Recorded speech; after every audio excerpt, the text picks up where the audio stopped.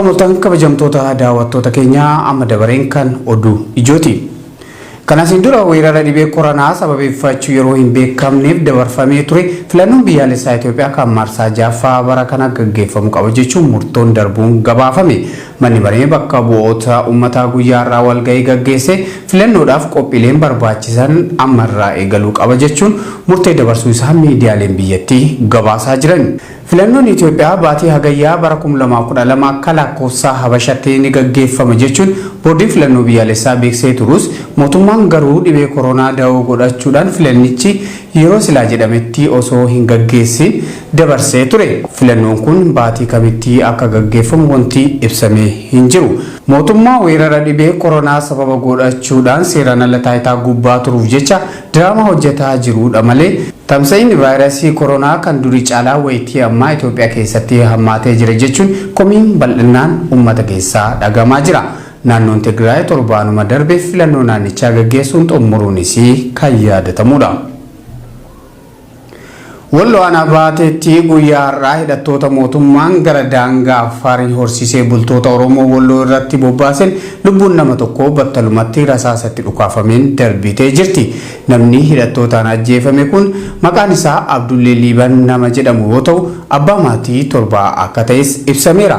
Weerarri kun erga nurratti banamee waggaa 6 ol lakkoofsisee jira kan jedhu jiraataa Walloo irraa bilbilaan dubbifne kun hanga oduu tana qindeeffannitti lolli hawaasaa fi humnoota kanneen gidduutti gaggeeffamaa jiru kan itti fuufe ta'uun himameera. Achuma aanaa baatee gandoota garagaraa keessatti Liyyu Haayiliin naannoo Amaaraa maqaa shanii deeggartu jedhuun dargaggoota hedduu mana hidhatti guuraa akka jiranis maddi keenya kan Walloo irraa dubbifne kun itti dabaluun himeera. Siidaa yaadannoo aartist Haacaaluu Hundeessaatii Yuunivarsiitii Amboo kaampaasii maqaa Haacaaluu Hundeessaatiin moggaafame fuulduratti tolfamee ture osoo hin eebbifamin hafuun isaa ni yaadatama. Ijaarsa siidaa kanaa baasii barsiisotaa fi hojjettoota bulchiinsa Yuunivarsiitii Ambootiin kan hojjetame yoo ta'u, pirezidaantiin naannoo Oromiyaa obbo Shimallis Abdiisaa akkaataan siidaan kun itti dalagame waan isaan hin gammachiifneef osoo hin eebbisiisin hafeera. Falakaan siidaa kanaa Haacaaluun farda yaabbatee sakarsiisaa jiraachuu kan agarsiisu yoo ta'u, kotteen lamaan fuuldura farda kanaa ol ka'ee mul'ata jedhameera.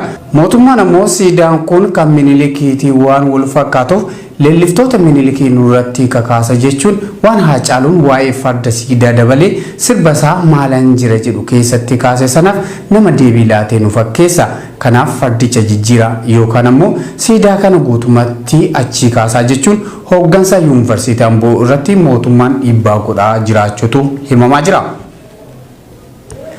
Godina Harargee Lixaa aanaa gubbaa qorichaa magaalaa Kommoonaa jedhamtu keessatti hidhaan hammaachaa dhufuu irraa kan ka'e hawaasni naannichaa rakkoo nageenyaatiif saaxilamaa jira jechuun dubbatan.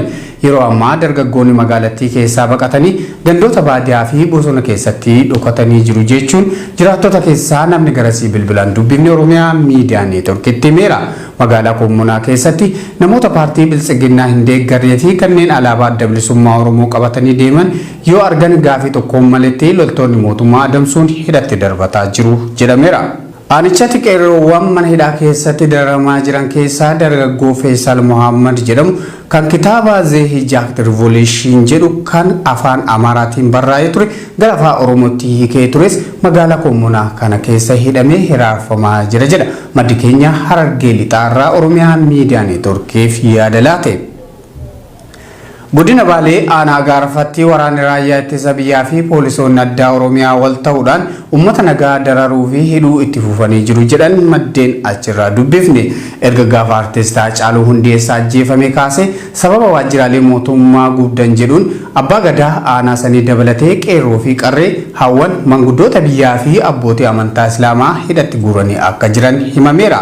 Manni hidhaa aanichaa guutuun mana barnootaa keessatti namoota 500 ol hidhanii jiraachuu himuun warroota hidhaman kanneen keessaa miseensonni paartii KFO hedduminaan akka argamanis ibseera. Maddi keenya Baaleen irraa odeeffanne kun namoota manni murtii mirga wabiitiin akka baaniif ajaja dabarsees kaadireen aanichaa dhoowwuun manuma hidhaa keessatti dararamaa jiran jedhameera.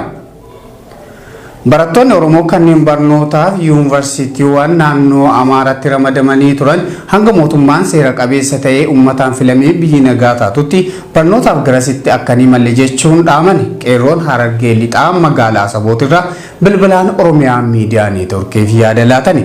Hayyoonni keenya falmattoota haqaati malee shororkeessitoota miti waan ta'eef mootummaan himata shororkeessummaa kan Oromiyaa miidiyaa neetwork dabalatee hooggantoota siyaasaa Oromoo irratti bane ni balaaleffannaa hatattamanis kaasuu qabas jedhani. Fulbaana 30 booda mootummaan bu'uura seeraa qabu waan hin jirreef uummanni Oromoo tokkummaan ka'ee mootummaa mataa isaa dhaabbachuuf of qopheessuu qabas jedhaniiru. Qeerroon dubbifne kun itti fufuun ayyaana irreechaa baranaa namoota muraasa qofattuu irratti hirmaata jechuu ololli kaadiree isaaniitiin lallabamaa jiru nu biratti fudhatama hin qabu waan ta'eef nuti qeerroon Harargee lixaa ayyaanicha bifa qindoomina qabuun gaggeessuuf qophii hundaa xumurree jirra jedheera. Dilbata darbee fulbaana 20 bara 2020 magaalota akka Wadaa fi Haramatti dabballoonni mootummaa dirqamaan hawaasa waltajjii waamuun mootummaa kana deeggaru qabdu jechuun uummatatti dirqama laachaa kan turan ta'uun himame. Waltajjii kanarratti poolisoonni humna addaa Oromiyaa fi waraanni raayyaa ittisa biyyaa kanneen naannawa san qubatanii turaniif badhaasni addaa kan galateeffannaa waraana kanaaf kennamee jira jechuun qarreen walgahii kanarratti hirmaattee turte takka Oromiyaa miidiyaa neetworkitti bilbilaan himtee jirti. Warreen badhaasaa addaa argatan kunneen baay'inni isaanii namoota 900 ol akka ta'an himuun jarri kun bara mootummaa wayyaanes ta'ee amma warra lubbuu qeerroo Oromoo galaafachaa turedha jette qarreen dubbifne tuni.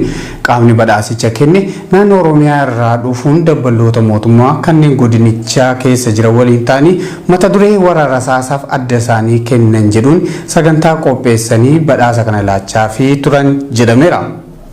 Toleekaa kabajamtoota daawwattoota keenya oduu ijoo guyyaa kana qopheeffanne kanan gammaa daawwattanidha.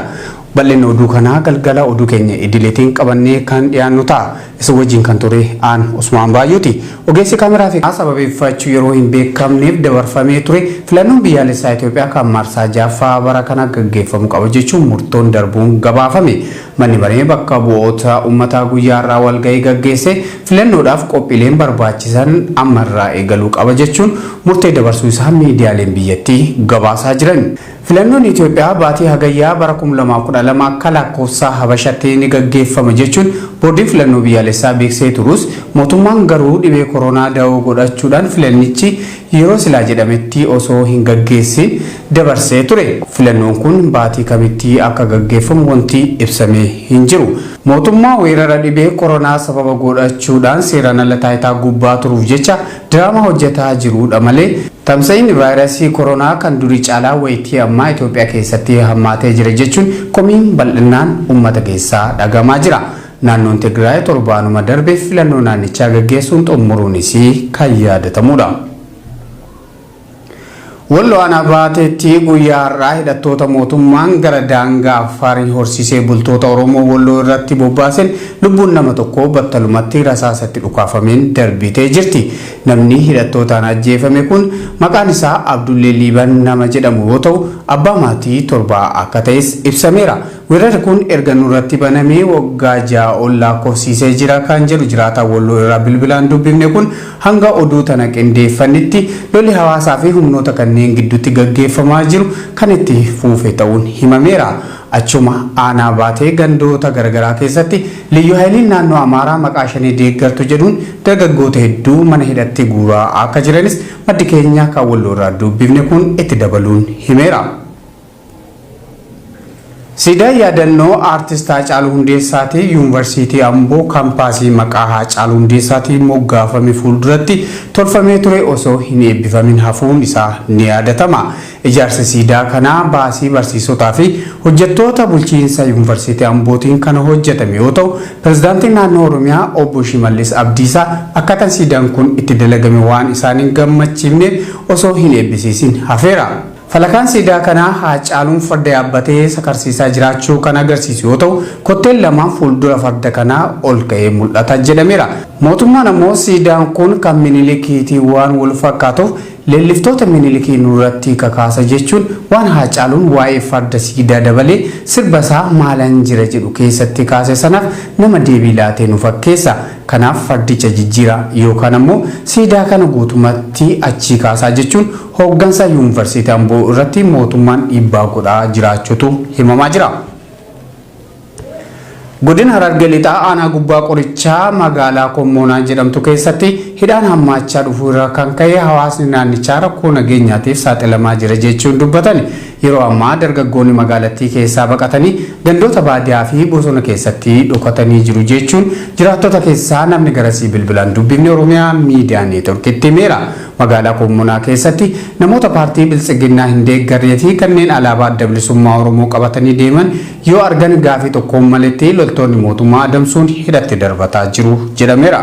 Aanichatti qeerroowwan mana hidhaa keessatti dararamaa jiran keessaa dargaggoo Feesal Muhammad jedhamu kan kitaaba The Hijacked Revolution jedhu kan afaan Amaaraatiin barraa'ee ture gara afaan Oromootti hiikee tures magaalaa Kommoonaa kana keessa hidhamee hiraarfamaa jira jedha. Maddi keenya Harargee Lixaarraa Oromiyaa miidiyaa neetworkiif yaada laate. Godina Baalee aanaa Gaarfatti waraanni raayyaa ittisa biyyaa fi poolisoonni addaa Oromiyaa wal ta'uudhaan uummata nagaa dararuu fi hidhuu itti fufanii jiru jedhan maddeen achirraa dubbifne.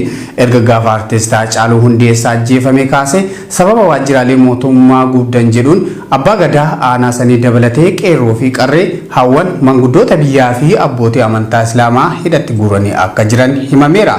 Manni hidhaa aanichaa guutuun mana barnootaa keessatti namoota 500 ol hidhanii jiraachuu himuun warroota hidhaman kanneen keessaa miseensonni paartii KFO hedduminaan akka argamanis ibseera. Maddi keenya Baaleen irraa odeeffanne kun namoota manni murtii mirga wabiitiin akka baaniif ajaja dabarsees kaadiree aanichaa dhoowwuun manuma hidhaa keessatti dararamaa jiran jedhameera. Barattoonni Oromoo kanneen barnootaaf yuunivarsiitiiwwan naannoo Amaaraatti ramadamanii turan hanga mootummaan seera qabeessa ta'ee uummataan filamee biyyi nagaa taatutti barnootaaf garasitti akka hin imalle jechuun dhaaman. Qeerroon Harargee Lixaa magaalaa Asabootirraa bilbilaan Oromiyaa miidiyaa neetworkiif yaada laatani. Hayyoonni keenya falmattoota haqaati malee shororkeessitoota miti waan ta'eef mootummaan himata shororkeessummaa kan Oromiyaa miidiyaa neetworkii dabalatee hooggantoota siyaasaa Oromoo irratti bane ni balaaleffannaa hatattamanis kaasuu qabas jedhani. Fulbaana 30 booda mootummaan bu'uura seeraa qabu waan hin jirreef uummanni Oromoo tokkummaan ka'ee mootummaa mataa isaa dhaabbachuuf of qopheessuu qabas jedhaniiru. Qeerroon dubbifne kun itti fufuun ayyaana Irreechaa baranaa namoota muraasa qofattuu irratti hirmaata jechuu ololli kaadiree isaaniitiin lallabamaa jiru nu biratti fudhatama hin qabu waan ta'eef nuti qeerroon Harargee Lixaa ayyaanicha bifa qindoomina qabuun gaggeessuuf qophii hundaa xumurree jirra jedheera. Dilbata darbee fulbaana 20 bara 2020 magaalota akka Wadaa fi Haramaatti dabballoonni mootummaa dirqamaan hawaasa waltajjii waamuun mootummaa kana deeggaru qabdu jechuun uummatatti dirqama laachaa kan turan ta'uun himame. Waltajjii kanarratti poolisoonni humna addaa Oromiyaa fi waraanni raayyaa ittisa biyyaa kanneen naannawa san qubatanii turaniif badhaasni addaa kan galateeffannaa waraana kanaaf kennamee jira jechuun qarreen walgahii kanarratti hirmaattee turte takka Oromiyaa miidiyaa neetworkiitti bilbilaan himtee jirti.